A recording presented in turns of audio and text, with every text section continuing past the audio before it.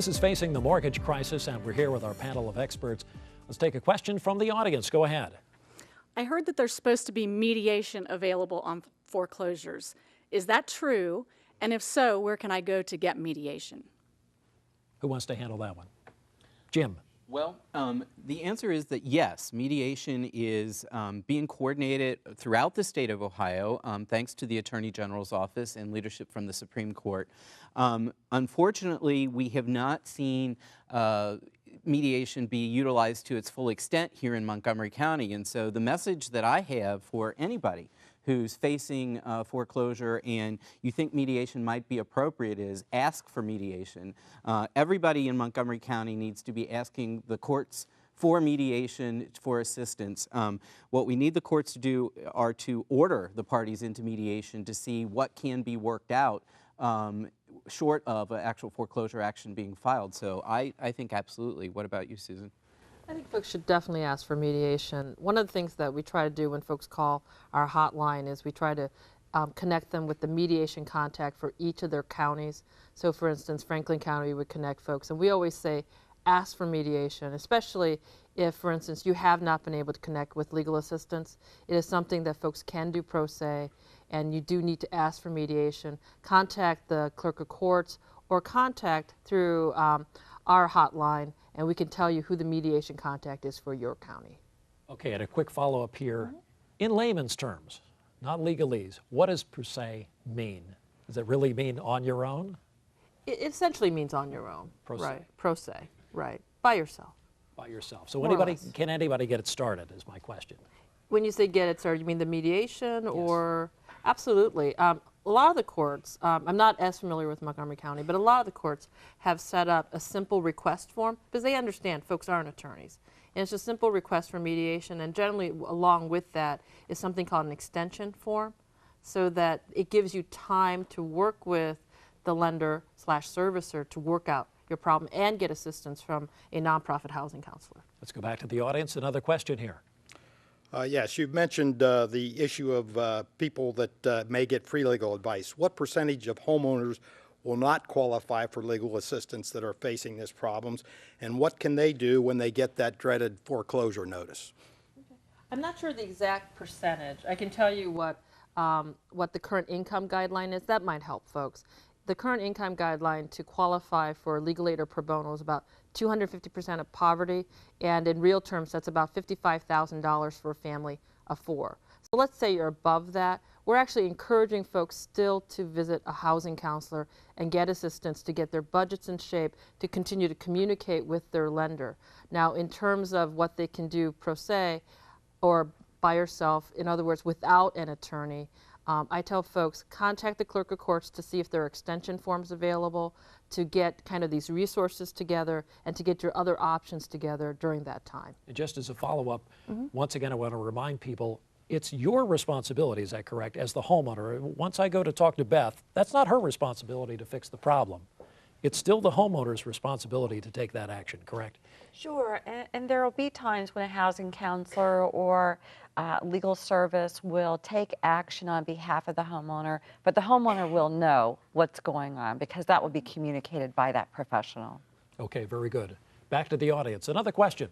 Yes, will Ohio consider enacting a state law that protects renters from irresponsible property owners which have allowed their investment properties to go into default while all along pocketing the rent money until foreclosure happens, and then they walk away and the renter finds out as the sheriff knocks on the door? Susan. Well, there are actually, let me first tell you about a federal act that has passed. President Obama signed an act on May 20th that affords tenants some rights. And so right now, the simplest way to explain it is that at a minimum, tenants will have at least 90 days from the foreclosure sale in which to kind of get their stuff together and hopefully find new housing. And the act actually provides more than that, but that's at a minimum. In terms of Ohio, there are 2 bills that are pending. The House passed a bill and the Senate is considering a bill. It's called Senate Bill 13, in which they're looking at exactly those issues.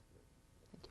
So there is help. Yes. In the pipeline, but what is the possibility that that all is going to become reality?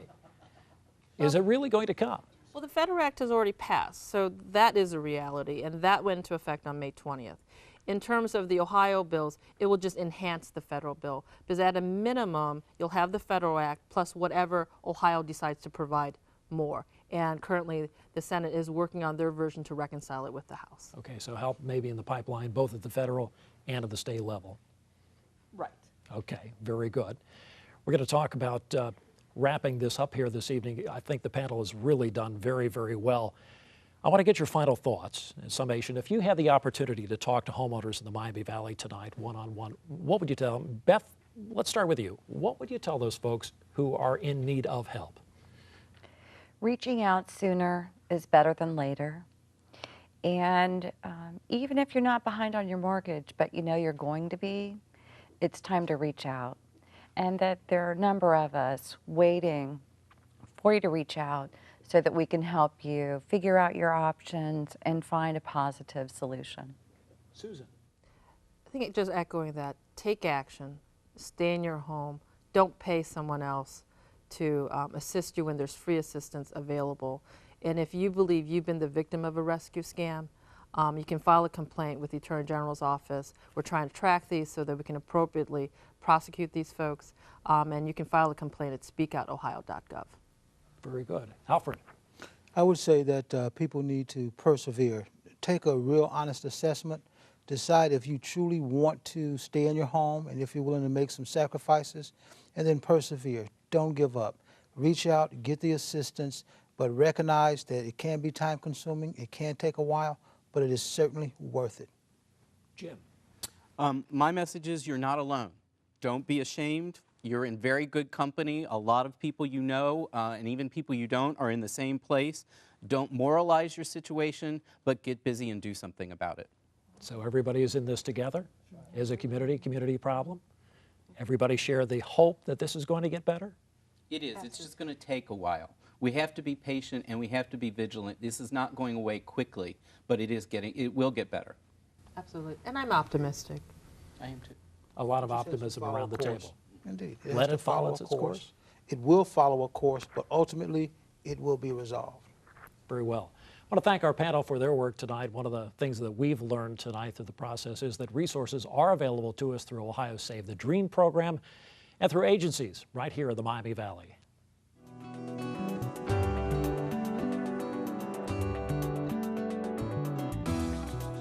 Tonight's conversation continues online, and if you have tips, experiences, or resources that might help others, please share them on ThinkTV.org. You'll also find links to trusted community resources that can help you stay ahead of the mortgage crisis. And if you are in need of housing counseling, call United Way at 211. I'm James Brown, and thanks for joining us.